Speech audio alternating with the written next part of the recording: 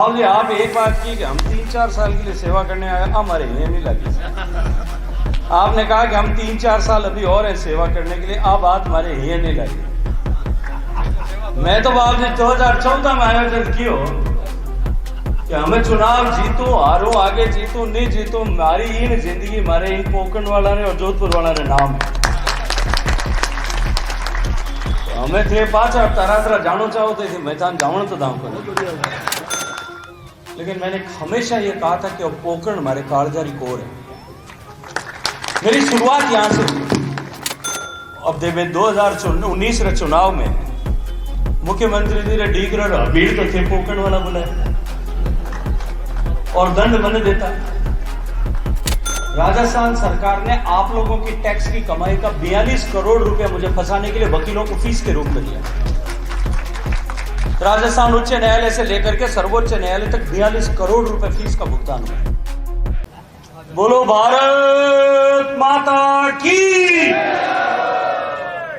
तो भाई मारे जची को नहीं, तो भाई रेल आवे जेडी तो है को नहीं तो मैं देखो भाई किने राम जी 2 हाथ दिया, एक बार सब जना हाथ ऊंचा करो। जिन्हें राम जी 2 हाथ दिया है ऊंचा कर दो, नहीं दिया है मेरे दीजो भैया। अब मुट्ठी बंद करो और बोलो भारत माता की, भारत माता की। पोकरण की इस पवित्र नगरी बाबा रामसा पीर के पवित्र चरण जिस धरती पर पड़े, वहां प्रभु श्री राम के मंदिर के इस सानिध्य में और इस ऐतिहासिक पोकरण नगरी के इस ऐतिहासिक गांधी चौक में शायद अनेक सभाएं हुई होगी। मुझे भी लगभग पिछले 30 साल से सामाजिक राजनीतिक क्षेत्र में काम करते हुए इस पोखरण की नगरी में अनेक बार आने का सौभाग्यपूर्ण अवसर मिला है। लेकिन मैं जिम्मेदारी के साथ एक बात कहना चाहता हूं कि स्वतः प्रेरणा से, स्वतः स्फूर्त, अपनी मर्जी से इकट्ठे होकर के इस उत्साह के साथ में, धूम धड़ाके के साथ में शायद पोखरण के इस गांधी चौक में पहले कभी सभा नहीं हुई। इस ऐतिहासिक स्थल पर आयोजित इस ऐतिहासिक सभा में हम सब के बीच में उपस्थित जैसलमेर जिला भारतीय जनता पार्टी परिवार के मुखिया, जैसलमेर के सम्मानित जिलाध्यक्ष आदरणीय दलपत जी, भगवान का वेश धारण करके हम सब की जीवन में परिवर्तन करने का संकल्पबद्ध लेकर के एक संत के रूप में जीवन व्यतीत करने के साथ साथ में राजनीतिक क्षेत्र में उसी संत के जैसी मानसिकता के साथ, विचार के साथ में पवित्र भाव से इस पोखरण की जनता की सेवा करने के लिए अनवरत परिश्रम करने वाले पोखरण के विधायक श्रद्धेय महेंद्र प्रतापपुरी जी। बाबू जी, आप एक बात की कि हम 3-4 साल के लिए सेवा करने आए, हमारे ये नहीं लगी। आपने कहा कि हम 3-4 साल अभी और हैं सेवा करने के लिए, अब बात हमारे ये नहीं लगी। मैं तो बाबू जी 2014 में आयोजन कियो कि हमें चुनाव जीतो हारो आगे जीतो नहीं जीतो, मारी इन जिंदगी मारे इन पोकरण वाला ने और जोधपुर वाला ने नाम है। तो हमें थे पाचा तारा जानो चाहो तो मैं तान जावण तो दाम करूं राखा तो हटे बाबू जी। 3-4 साल वालों आंकड़ो मारे नहीं जो हाल आप 20 वर्ष पोकरण है आप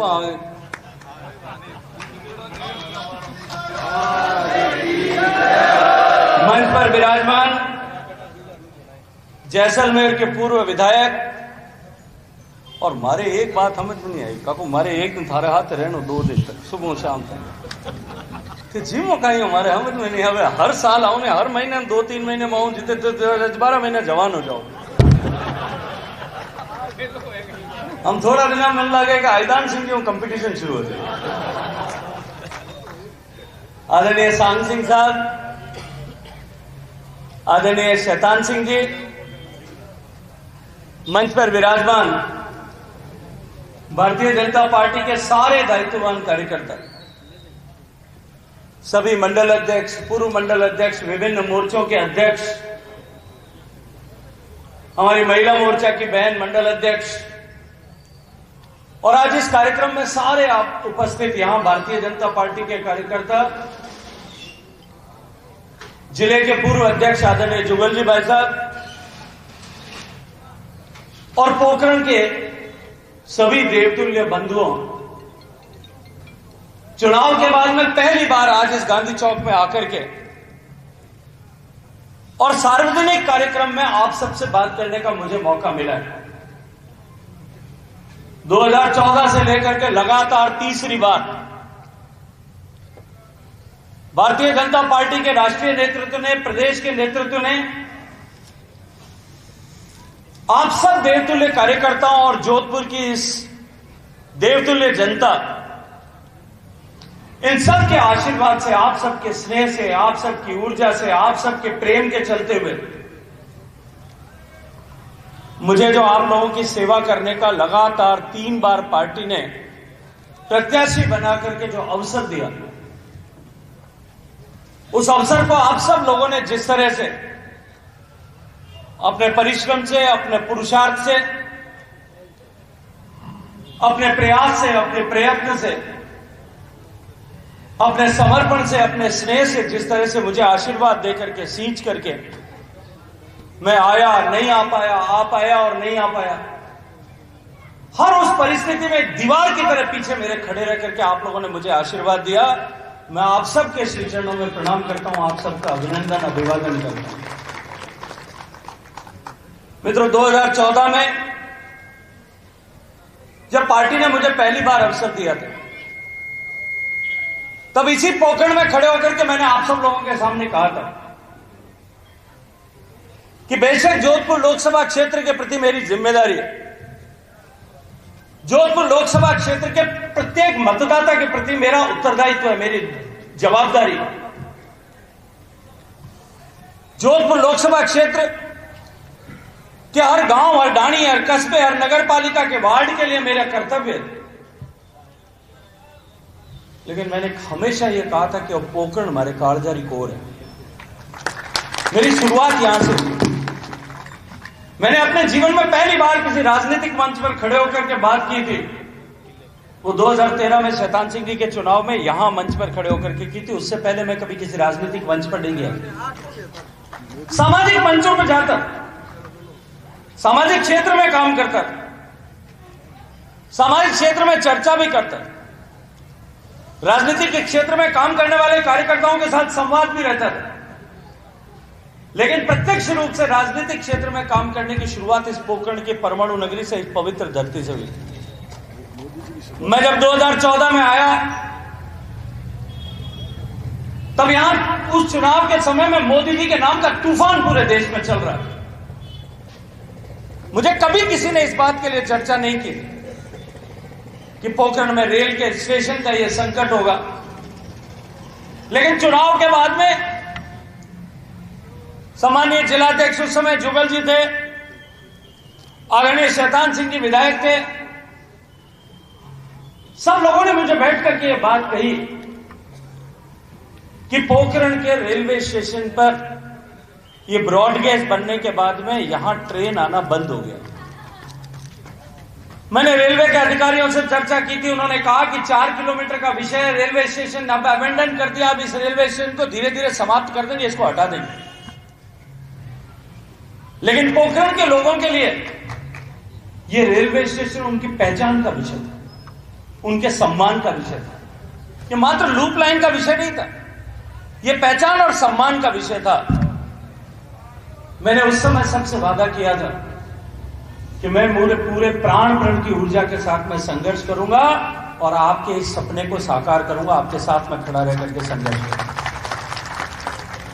मेरे पास में शब्द नहीं है मैं धन्यवाद देने के। मैं माननीय प्रधानमंत्री जी का धन्यवाद करूं मेरे पास शब्द नहीं है, मेरे मित्र हैं, छोटे भाई की तरह हैं अपने भारत के रेल मंत्री अश्विनी वैष्णव जी। और आज से नहीं, जब मैं विश्वविद्यालय में पढ़ता था, विश्वविद्यालय की राजनीति करता था, तब से लेकर के हमेशा वो मेरे छोटे भाई की तरह मेरे साथ रहे।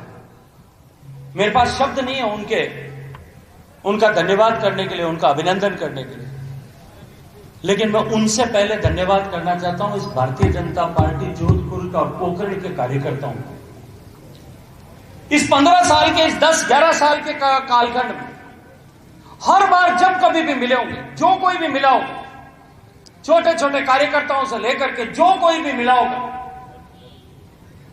चाहे पोखरण के मंडल अध्यक्ष मुझे दिख नहीं रहे, मुकेश जी पूरे पहले मंडल अध्यक्ष थे, आदरणीय जुगल जी, आदरणीय शैतान सिंह जी, आदरणीय महाराज, आदरणीय सांग सिंह जी, आदरणीय हमारे मदन सिंह जी, जो मिलता था मुझे एक बात कहता था, साहब ये रेलवे स्टेशन हमारा बनना चाहिए, हमारा रेलवे स्टेशन रहना चाहिए। रेलवे उसके लिए बिल्कुल तैयार नहीं थी, लेकिन मैं संकल्प की शक्ति और बाबा रामदेव जी का आशीर्वाद और माननीय मोदी जी का ये कथन कि जो कहा है वो करके दिखाएंगे, इस आशीर्वाद को लेकर के मैं चला था और आज वो सपना हम सबका साकार हो। 2018 के चुनाव के समय में मैं धन्यवाद करूंगा तत्कालीन रेल मंत्री आदरणीय पीयूष गोयल जी। मैं लगातार इस विषय पर बात कर रहा हूं। मुझे याद आता है 18 के शुरुआत के कालखंड में, 18 के लगभग अप्रैल मार्च का महीना था, संसद का सत्र चल रहा था। मैं जाकर के पीयूष जी से कहा, मैंने कहा भाई साहब मैंने आपसे एक चीज मांगी और मुझे वो चाहिए। तो उन्होंने हंसते हंसते कहा तेरे 50 काम कर दिए, 51 में मैं तो फिर वो की वही बात लेके आएगा। मैंने कहा मैंने पहला चीज जो मांगी थी वो आज तक पूरी नहीं हुई। उन्होंने कहा कि इसके ऊपर रेलवे राजी नहीं है। उन्होंने रेलवे बोर्ड के चेयरमैन को बुला करके मेरे सामने कहा कि इसका सर्वे कराओ, मेरा वादा है कि मुझे इस बात को पूरा करना है और ये गजेंद्र सिंह जी मेरे छोटे भाई हैं, इनका काम मुझे करना है, इसलिए इसका सर्वे कराएं। सर्वे हुआ, लेकिन सर्वे की रिपोर्ट आती उससे पहले दुर्भाग्य कि राजस्थान में सरकार परिवर्तित हो गई। आप सबको इस बात की जानकारी कि जो जमीन है वो राज्य सरकार का विषय है, उसकी मिल्कियत राज्य सरकार है। अब देवे 2019 रे चुनाव में मुख्यमंत्री जी रे डीकर भीड़ तो थे पोकण वाला बुलाया और दंड बन देता। मैं कोई की कहता तो उन्हें पहली फाटी टेकता। मैं कहता हूं पोकण में रेलवे लाइन बनाने होनी, जमीन दो, तो नोटिस निकालती कि रेलवे को जमीन नहीं दे सकते। मैं राजस्थान की सरकार को पैसे देता पीने के पानी के, उसमें जो है डापी लगा देते। जो काम बताता वो तो सब एक तरफ है। व्यक्तिगत रूप से भी मुझे लांछन लगाने में कहीं कोई कोर कसर उस सरकार ने नहीं छोड़ा। मेरे ऊपर 542 मुकदमे दर्ज किए, मुझे जेल भेजने के जितने षड्यंत्र किए जा सकते थे वो सब किए, लेकिन आप लोगों का आशीर्वाद, बाबा रामदेव जी की कृपा और आपकी ताकत मेरे पीछे खड़ी थी और मेरे नेतृत्व का विश्वास मेरे साथ में खड़ा था। मेरा बाल भी बांका नहीं कर पाया और बाबा रामदेव जी की कृपा से रामसा पीर का आशीर्वाद हुआ। राजस्थान के उच्च न्यायालय ने कहा कि ये सारे केसेस जितने रजिस्टर किए गए ये सब झूठ का पुलिंदा है। अपने राजनीतिक मंशा के कारण से इनके खिलाफ झूठे मुकदमे दर्ज किए गए, सारे एक सिरे से जो है राजस्थान उच्च न्यायालय ने खारिज कर दिया। मैंने एक दिन सांग सिंह साहब जो है एक आरटीआई फाइल करवाई। मैंने चुनाव में भी इसकी चर्चा की और क्योंकि ये पोखरण की धरती में मानता हूं कि मैं अपनी मां के गोद में बैठा हूं, इसलिए आप सबके सामने कह रहा हूं। मैंने एक आरटीआई फाइल की कि राजस्थान सरकार ने मेरे खिलाफ जो झूठे मुकदमे पुलिस में दर्ज किए, उन मुकदमों में मुझे झूठा फंसाने के लिए न्यायालय में मेरे वकील के सामने वकील खड़ा करने के लिए कितने पैसे खर्च किए। आपको आश्चर्य होगा, राजस्थान सरकार ने आप लोगों की टैक्स की कमाई का 42 करोड़ रुपया मुझे फंसाने के लिए वकीलों को फीस के रूप में दिया। राजस्थान उच्च न्यायालय से लेकर के सर्वोच्च न्यायालय तक 42 करोड़ रुपए फीस का भुगतान हुआ और अभी आदरणीय धन्यवाद देता हूं भजनलाल जी का, उन्होंने बंद कर दिया जो मैंने मुकदमे दर्ज किया था सामने मानहानि का, उसमें जो है 2 करोड़ रुपए की फीस दे रहे थे, वो बंद कर दिया भजनलाल जी ने, जो अब फड़फड़ा रहे कई चिट्ठियां लिख रहे। और वो तो बात कर रहे थे जो कर ही गए, जो कांग्रेस का चुनाव लड़ने के लिए आए थे 2024, उन्होंने कितनी अनर्गल बातें की। अभी 1-2 महीने पहले यहां पोखरण में कोई सभा करने के लिए आए थे, उस दिन भी यहां इस तरह की बात कर रहे थे कि वो रेलवे लाइन का क्या हुआ। जिन लोगों ने पाप किया, जिन लोगों ने रेलवे लाइन 5 साल तक के लिए रोकने का षड्यंत्र किया, पाप किया, वो मोबाइल पर खड़े होकर के इंटरव्यू दे रहे हैं कि ये रेलवे लाइन क्यों नहीं बनी। लेकिन रामसा पीर का आशीर्वाद और आप लोगों की ताकत थी। इस 2019 के चुनाव में जितनी तरह के झूठ फैलाए जा सकते, जितनी तरह के षड्यंत्र किए जा सकते, केवल मेरे विरुद्ध नहीं, भारतीय जनता पार्टी के विरुद्ध, नरेंद्र मोदी जी के विरुद्ध जितनी तरह के झूठ बोले जा सकते, तो वो सब झूठ बोल करके नैरेटिव खड़े किए कि भारतीय जनता पार्टी आई तो संविधान बदल देगी। भाई हम तो 10 साल से यहीं बैठे थे, हमने तो नहीं बदले। भारतीय जनता पार्टी आई तो संविधान खत्म हो जाएगा, इस देश में चुनाव होना बंद हो जाएगा। चीख चीख करके उन्होंने बातें की। जो प्रधानमंत्री संविधान की शपथ लेकर के उस लोकतंत्र के मंदिर में सीढ़ियों पर नमन करके और फिर लोकतंत्र के मंदिर में प्रवेश करता है, उस नरेंद्र मोदी के कपड़ों पर, सफेद कपड़ों पर काली पोतने का काम किया। लेकिन अभिनंदन करता हूं एक बार फिर जोधपुर लोकसभा क्षेत्र के मतदाताओं कि आपने उस विपरीत परिस्थिति में भी आप लोगों ने आशीर्वाद दिया, आप लोगों का भरोसा मेरे साथ में खड़ा था, तब आज पोखरण को यह शुभ देखने को मिला। माननीय नरेंद्र मोदी जी के नेतृत्व में देश के इंफ्रास्ट्रक्चर का बदलाव करने का काम हो रहा है और इस लक्ष्य के साथ में हो रहा है कि हम 2047 को तक भारत को विकसित भारत बनाएं। इस संकल्प के साथ में काम हो रहा है। अब अगर विकसित भारत को बनाना है तो भारत की सड़कें सुधारनी पड़ेगी, भारत के रेल नेटवर्क सुधारना पड़ेगा, उसका स्तर उठाना पड़ेगा, भारत में हवाई अड्डे नए बनाने पड़ेंगे, भारत में जलमार्ग जहां संभव है वहां नए बनाने पड़ेंगे। माननीय नरेंद्र मोदी जी के नेतृत्व में जो सड़कों का परिवर्तन हुआ, मुझे लगता है कि उसके तो बखान करने की जरूरत ही नहीं। जोधपुर जैसलमेर जाता, मैं विश्वविद्यालय स्टूडेंट हूं, उन्हें बाद में बॉर्डर पर काम करता नहीं, अटो जाता ने खाड़ा धमचे करता, कोई पोखण जोधपुर पहुंचता जितने रोटी चिमेड़ा था सोगरा सब पच जाता। हमें जावे कोई गाड़ी भर भर कर तो ठा ही नहीं पड़े। जोधपुर जैसलमेर जावा ठा नहीं पड़े, जैसलमेर का था, और जोधपुर बीकानेर जावा, ये सारे नेशनल हाईवे माननीय मोदी जी के आशीर्वाद से आज बन गए। और इसके अलावा रेलवे स्टेशन का अपग्रेडेशन हो रहा है। हमारे रामदेवरा का रेलवे स्टेशन लगभग 20 करोड़ रुपए की लागत से रामदेवरा और फलोदी दोनों का रेलवे स्टेशन अपग्रेड हो रहा है। अमृत रेलवे स्टेशन, देश में 500 अमृत रेलवे स्टेशन बन रहे हैं। और मैं आज भगवान राम के मंदिर के सामने खड़ा होकर के आपको वादा करता हूं, इसका दूसरा फेज जिस दिन शुरू होगा, 501वां स्टेशन अगर बनेगा तो अपने पोखरण का रेलवे स्टेशन का अपग्रेडेशन, पोखरण का रेलवे स्टेशन भी विश्व स्तरीय रेलवे स्टेशन बनना चाहिए, क्योंकि पोखरण केवल पोखरण वालों का सम्मान का विषय नहीं, पोखरण इस देश के स्वाभिमान का विषय। इस पोखरण की धरती ने भारत का सम्मान बढ़ाने वाला उस परमाणु बम का धमाका जो है अपनी गोद में, अपनी कोख में सहन किया। इस पोखरण के लोगों का नमन करता हूं इसके लिए। इसे पोखरण का अधिकार। अभी महाराज जी मेरे सामने चर्चा कर रहे थे, इन्होंने कहा, जब मंडल अध्यक्ष जी ने कहा कि यहां पे टाउन हॉल बनेगा, मैंने कहा बाप जी टाउन हॉल तो जो है राज्य सरकार टाउन हॉल बनाएगी, इनकी स्कीम में कोई 3-4 करोड़ रुपए मिलेंगे। मैं कहा जितने पैसे राज्य सरकार से, आप एक चिट्ठी लिखो, राज्य सरकार से जितने पैसे सैंक्शन करा के लाओगे उसके 1.5 में दे दूंगा। तो मैंने ऐसे आंकड़ा लिखा कि आप 3 कराओगे तो मैं जो है 6 करोड़ में दे दूंगा। मैं इनको कहता हूं आप 6 करा के ले आओ, मैं 9 करोड़ दे दूंगा। और आप 6 नहीं हुए तो मैंने बता दी तो मैं बात कर लूं, मुख्यमंत्री हूं। आज तक थारे जो कटे भी गियो, जटे कटे भी हटकियो, थाने जो है जो वो पार करने की जिम्मेदारी नहीं तो बीमारी है। एक दिन मुझे बात की, पोखरण लिफ्ट के बारे में चर्चा की थी, शैतान सिंह जी आए थे, अब आदरणीय सांग सिंह साहब के ये किसानों के नेता, इन्होंने आकर के बात की।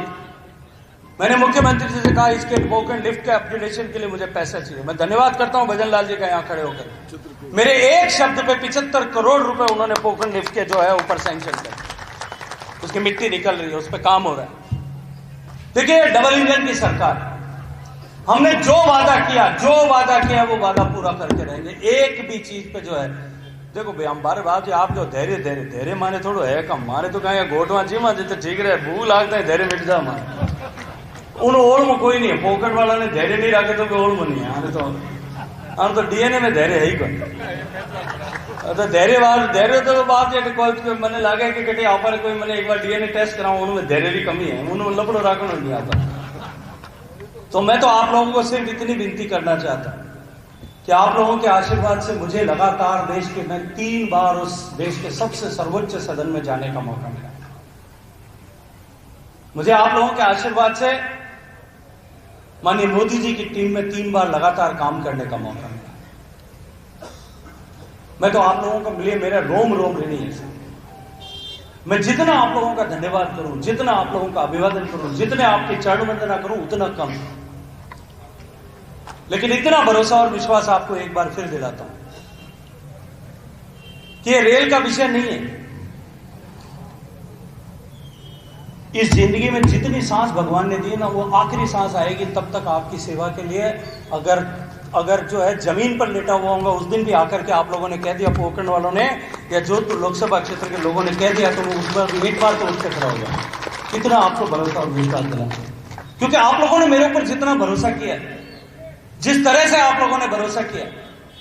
कुछ लोग यहां आकर के कोई टेलीविजन में बोल रहे थे, कोई मोबाइल में बोल रहे थे, और कितनी तरह की बातें कर रहे थे। अब अभी मैंने कल परसों सुना, बात कर रहे थे कोई, क्यों भैया रेलवे लाइन तो बन गई है, तो क्या पता नहीं आप जो है जोधपुर का एलिवेटेड रोड कब बनेगी। अभी महीने भर बाद में उनको उसका जवाब भी मिल गया। अब उनको समझ में आ गया कि रेलवे लाइन भी बन गई और एलिवेटेड रोड भी बन जाएगी, जितने कहे में वो सब काम हो जाएंगे। तो फिर गजेंद्र सिंह जी बताएं, मोदी जी ने 2014 में कहा था 2 करोड़ रोजगार, उसका क्या हुआ? मोदी जी ने 55 करोड़ लोगों को 55 करोड़ अकाउंट जो है मुद्रा का लोन दे दिया, उनसे रोजगार सृजन नहीं। मोदी जी ने देश में पिछले 10 साल में हर साल एवरेज 11 लाख करोड़ रुपए, 110 लाख करोड़ रुपए जो है वो सड़कें, इंफ्रास्ट्रक्चर बनाने के लिए खर्च किया, उसमें रोजगार सृजन नहीं। मोदी जी ने देश की अर्थव्यवस्था को उठा करके दुनिया की 5वीं बड़ी अर्थव्यवस्था बना दी। जो खड्डे में पड़ी हुई अर्थव्यवस्था थी, जिसके लिए कहते थे कि कभी भी कोलैप्स हो जाएगी, ये फ्रेजाइल 5 इकोनॉमी में से एक था, सबसे कमजोर जो कभी भी भरभरा के गिर सकती है उसमें से एक था। आज दुनिया की सबसे रोबस्ट 5 इकोनॉमीज में होगी और तीसरे की तरफ जाने वाली। इंग्लैंड ने हमको 150-200 साल तक गुलाम बना करके रखा था, हमने उसको पछाड़ दिया आर्थिक रूप से। अब जर्मनी को पछाड़ेंगे, जापान को पछाड़ेंगे, दुनिया की तीसरी बड़ी अर्थव्यवस्था भारत को बनाएंगे। संकल्प के साथ में काम करें, अर्थव्यवस्था बढ़ी, भारत में निर्माण बढ़ा। आज भारत से जो भारत एक मोबाइल सेट खरीद इंपोर्ट करता था, एक भी मोबाइल सेट इस भारत में नहीं बनता। आज भारत में 2 लाख करोड़ रुपए के मोबाइल तो भारत से निर्यात होते, दुनिया के दूसरे देश में जाते। आज भारत से 1 लाख करोड़ रुपए के टेलीविजन भारत से निर्यात होते। भारत हथियार खरीदता था, आज भारत दुनिया के 10 सबसे बड़े हथियार एक्सपोर्ट करने वाले देशों में पहुंच गया और अगले 5 साल में भारत दुनिया के सबसे बड़े हथियार एक्सपोर्ट करने वाले देशों में होगा। हम हवाई जहाज बनाने लग गए, हम मिसाइल बनाने लग गए। 10 साल में भारत की अर्थव्यवस्था बदल गई, उससे रोजगार नहीं सृजन हुआ। देश की सरकार में सरकारी नौकरियां, भारत की सरकार में लगभग 38 लाख पोस्ट होती हैं। जब 2014 में मोदी जी की सरकार बनी थी, 18 लाख पोस्टें खाली थी। आज कुल मिलाकर के कुछ हजारों की संख्या में खाली बची, क्योंकि वो रिटायरमेंट के कारण भरी नहीं है। सबको भरने का काम एक ड्राइव चला करके हर महीने में 1 लाख नौकरियां, 70-80 हजार 1 लाख नौकरी, जिसका सर्टिफिकेट खुद प्रधानमंत्री देता है, वो सर्टिफिकेट देकर के नौकरियां दी। वो कहते हैं कि रोजगार कहां गया? क्योंकि वो उस पार्टी के पीछे खड़े हैं जिस पार्टी के लिए कोई भी विकास, कोई भी समृद्धि और कोई भी रोजगार, समृद्धि और विकास जब तक उस कांग्रेस पार्टी के गांधी परिवार का नहीं हो जाए, तब तक उनको न तो समृद्धि दिखती और न विकास दिखता। हमें बापूड़ा विकास तो हम राहुल गांधी से एकला है, ब्याह करियो बिना ब्याह विकास तो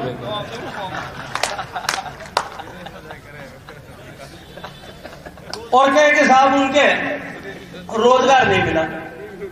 मैं आज एक बात जिम्मेदारी के साथ में इस मंच पर खड़े होकर के कहता हूं, जिन्होंने अभी 2-4 दिन पहले टीवी में, मोबाइल में कहा रोजगार नहीं मिला। तुमको जो रोजगार चाहिए ना, ये कांग्रेस पार्टी को जो रोजगार, सत्ता प्राप्ति, क्योंकि उनके लिए रोजगार है। मैं तो राजस्थान में अगले 20 साल तक रोजगार मिलेगा और देश की सरकार में तो कहीं तुम्हारा पतियारा भी नहीं है। देश की जनता जान चुकी है, बेनकाब हो गए। जो जेल से बेल पर छूटे हुए 2017 में बेल पर छूटे नेशनल हेराल्ड केस में, बेल पर छूटने के बाद में भी घोटाला किया। अभी पीएमएलए ने, ईडी ने जो है पीएमएलए में चार्जशीट फाइल की है। जिस दिन चार्जशीट फाइल हुई है उस दिन से सारे कांग्रेसी खड़े होकर के हर जिले में का जिला हेडक्वार्टर पे जाकर के स्यापा करने का, हमारे राहुल गांधी जी और सोनिया जी के खिलाफ चार्जशीट कैसे पेश करें? भाई भ्रष्टाचार करेगा उसके खिलाफ चार्जशीट पेश होनी चाहिए कि नहीं होनी चाहिए? जिन्होंने पैसा खाया देश का, उनका पैसा वसूल होना चाहिए कि नहीं होना चाहिए? पूरी जोर से बताओ, होना चाहिए कि नहीं होना चाहिए? भ्रष्टाचारियों को बख्शना चाहिए क्या? अब भ्रष्टाचारियों का इलाज मोदी जी कर रहे हैं तो कहते हैं कि साहब अब राहुल गांधी जी और सोनिया जी के साथ इलाज कैसे कर सकते? वो तो देश में बड़े हैं। ये ऐसे भ्रष्टाचारी जिन्होंने देश को खोखला किया। अखबार छपता नहीं है नेशनल हेराल्ड, आपको जब बताता हूं, शैतान सिंह जी आपको पता है नेशनल हेराल्ड अखबार जब अपने हिंदुस्तान में अपने पोखरण में रेल लाइन आई थी, रेलवे स्टेशन बना था 1936 में, उससे भी पहले नेशनल हेराल्ड अखबार छपना शुरू हुआ था। वो किस लिए शुरू किया कि जो आजादी की लड़ाई हो रही थी उस लड़ाई का संदेश देश के नागरिकों तक पहुंचा सके, वो नेशनल हेराल्ड अखबार था। देश के लिए सम्मान का विषय था। उस नेशनल हेराल्ड अखबार को जिसके पास 5,000 करोड़ रुपए की संपत्ति थी, उसको गिनती उंगली पे गिन सके इतने रुपए में राहुल गांधी जी और सोनिया गांधी जी ने खरीद लिया। 5,000 करोड़ रुपए की संपत्ति उसको उन्होंने खरीद लिया। खरीदने के लिए पैसा भी उनको जो है वो डोनेशन में मिला, पार्टी के फंड से मिला। खुद नहीं बेचा, खुद नहीं खरीदा। और खरीदने के बाद में आज पिछले 10 साल से वो अखबार छपना कई साल पहले बंद हो गया। 10 साल से एक भी अखबार की कॉपी नहीं छपी। मेरे मीडिया के दोस्त यहां पे खड़े हैं, मैं आज आपसे एक बात पूछना चाहता हूं, चाहे वो प्रिंट मीडिया के लोग होंगे चाहे इलेक्ट्रॉनिक मीडिया के लोग होंगे, जो अखबार छपता नहीं है, जो टेलीविजन चलता नहीं, उसको कोई एडवर्टीजमेंट देता है? एक भी अखबार की कॉपी नहीं छपती और पिछले कई वर्षों से नहीं छपी।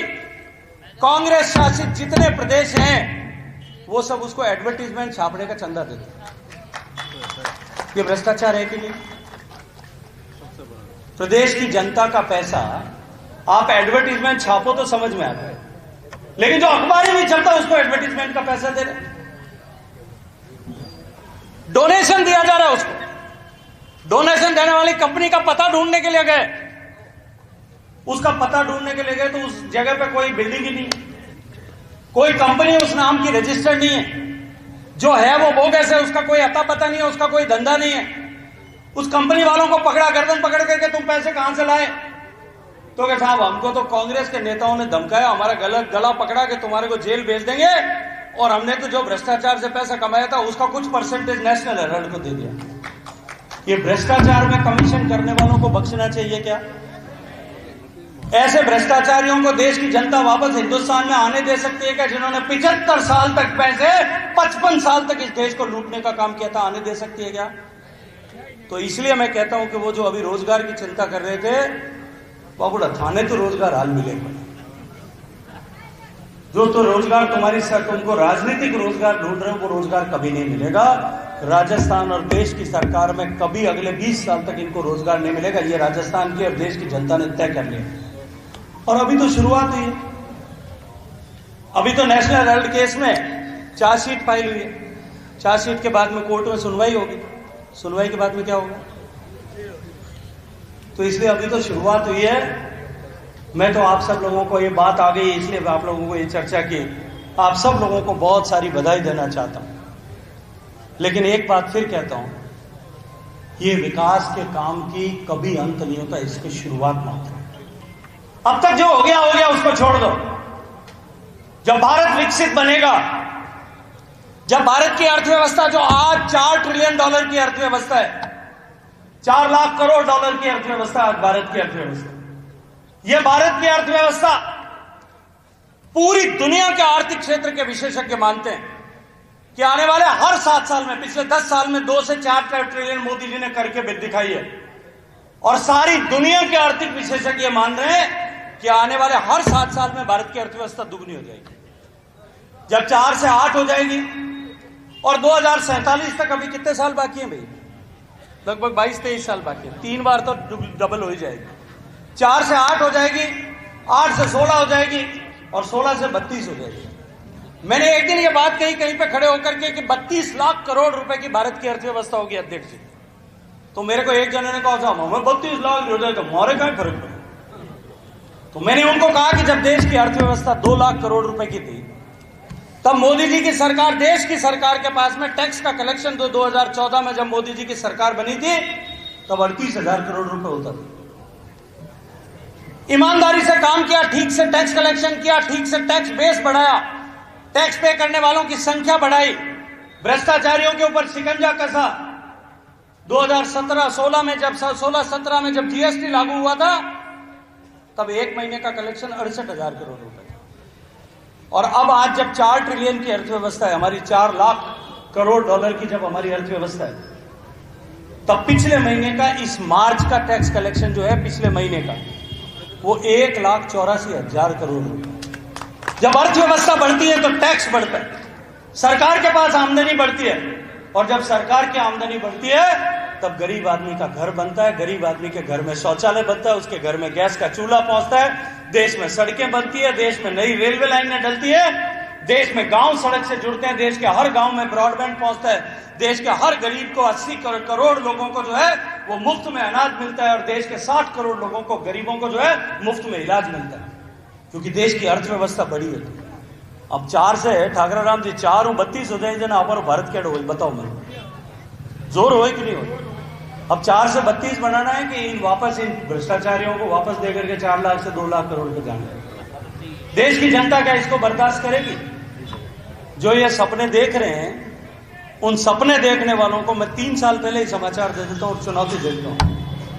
2029 में फिर चुनाव होगा, 2028 में विधानसभा का चुनाव होगा और 2029 में फिर लोकसभा का चुनाव होगा। मैं आज पोखरण की इस पवित्र धरती पर खड़े होकर के चुनौती के साथ मैं कहता हूं, 28 और 29 दोनों में भारतीय जनता पार्टी का कमल यहां से खिलेगा और प्रचंड बहुमत के साथ में खिलेगा। अब आ जाओ, मैदान सामने खुला पड़ा है। मैं चुनौती देकर के कहता हूं, मैदान सामने खुला पड़ा है। तुम वैसे भी लोगों के सामने, सारे लोग जो है बेनकाब हो गए हो, तुम्हारी नीयत जो है वो साम लोगों के सामने आ गई है। तुम्हारी नीयत और तुम्हारी नीयत जो है, तुम्हारी बदनीयत दोनों लोगों के सामने उजागर हो गई। जब नीयत लोगों के सामने उजागर हो जाती है, तुम्हारा चाल चरित्र और चेहरा जब उजागर हो जाता है, तब नियति अपने आप स्पष्ट हो जाती है। इसलिए मैं आज खड़े होकर के कहता हूं, भारतीय जनता पार्टी का कमल एक बार फिर यहां से खिलेगा। आप सब लोगों को बहुत सारी शुभकामनाएं देते हुए इस बात का बधाई आप सब लोगों को देता हूं। आप सब लोग उसके असली हकदार हो। अगर पहली बधाई का कोई हकदार है तो मेरे पोखरण के इस गांधी चौक में बैठे हुए भारतीय जनता पार्टी के कार्यकर्ता हैं, जिन्होंने मुझे सोने नहीं दिया, जिन्होंने मुझे हर मौके पर याद दिलाया, मौके बेमौके याद दिलाया, टेलीफोन पर याद दिलाया, व्हाट्सएप पर याद दिलाया, सोशल मीडिया पे याद दिलाया, मुझे जब मिले तब याद दिलाया, मैं यहां आया तब याद दिलाया, वो जब दिल्ली में या जोधपुर में मुझे मिलने के लिए जब याद आए तब याद दिलाया। हमारे भाई साहब बैठे पीछे, दवे साहब, इनका राजनीति से प्रत्यक्ष शायद कोई लेने देना नहीं हो, पर भाई साहब भी मिलते थे। भाई साहब अपने वो रेल वालों काम तो करना पड़ेगा। एक दिन गुरु दिल्ली आ गया, मैं दिल्ली ठेठ थे दिल्ली, भाई साहब वो रेल वालों काम तो अपन करना पड़े, नहीं करे तो अपन पैठ जाते रहे। मैं कहा भाई साहब, भगवान आपा नहीं पैठ रहे, रक्षा तो रामदेव जी करे, ठाकुर जी करे, आप क्यों सोच करो, अपने आप अपन पार पड़े। आप लोगों ने किस तरह से सबने मेरा हौसला बुलंद रखा, मुझे आप लोगों ने सबने प्रेरित किया। आप लोगों को इसकी बधाई देता हूं, आप लोगों को इसका धन्यवाद देता हूं। पहले कारण आप हो, दूसरा सम्मानीय प्रधानमंत्री जी नरेंद्र मोदी जी हैं, और तीसरे मेरे छोटे भाई अश्विनी वैष्णव जी हैं। उनके कारण से आज ये पोखरण का सपना साकार हुआ। भगवान आपको प्रधानमंत्री नरेंद्र मोदी जी को और रेल मंत्री अश्विनी वैष्णव जी को एक लंबी आयुष प्रदान करे, वो इसी तरह देश के भविष्य बदलने के लिए काम करते रहें। आप सब मिलकर के इस ज्योत को जागृत करें। इस अपेक्षा के साथ में आप सबको बहुत सारी शुभकामनाएं, बहुत सारा अभिनंदन। भारत माता की बहुत बहुत धन्यवाद।